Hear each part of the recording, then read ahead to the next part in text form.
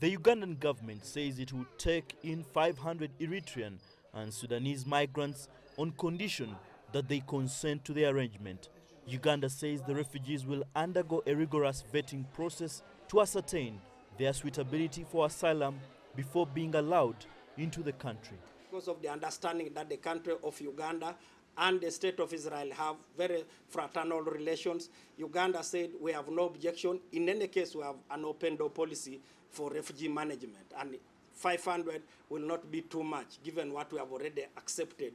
In January, the Israeli government offered to relocate African migrants after it announced forced deportations to Uganda and Rwanda starting in April. But Uganda has repeatedly denied any dealings with Israel. The government has also come out strongly to refute claims that it has received money to accept the refugees.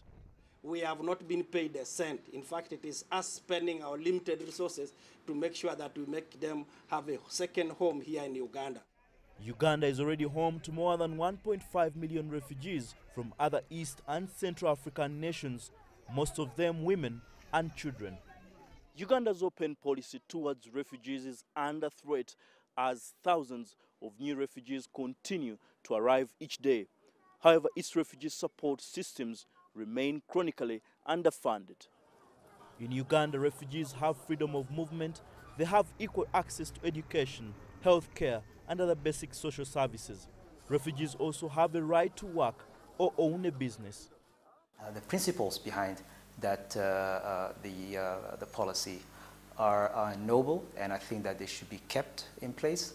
However, Uganda cannot do it alone. Uganda needs support, and the international community right now is responding. But obviously, there's always more that can be done to help to ensure that the harmony between the host communities and the refugees continues to be there and continues to exist. It is not clear when the first batch of African migrants from Israel will arrive in Uganda. But government officials say the refugees will be hosted in designated settlements spread out across the country. Baleke, CGTN, Kampala, Uganda.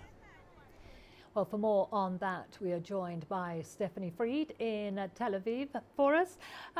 Stephanie, the deadline given to the Israeli government to identify a country to take African asylum seekers is fast approaching, and it looks like Uganda has accepted, or not. Is there a deal there?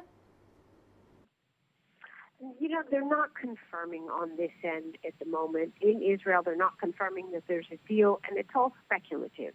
I mean, that is what is being reported at the moment, that there's a deal in the works, possibly, and they're talking about 500 Eritreans, as we heard in the report, and Sudanese who would go to Uganda and be absorbed there.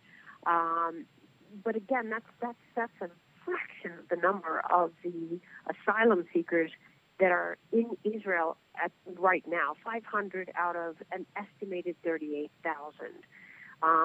So, as you said, the deadline is approaching. Right now, there's not an answer. There's not a solid answer of what's going to happen. Okay, we'll have to leave it there. Stephanie, thank you very much. That was Stephanie Fried in Tel Aviv for us.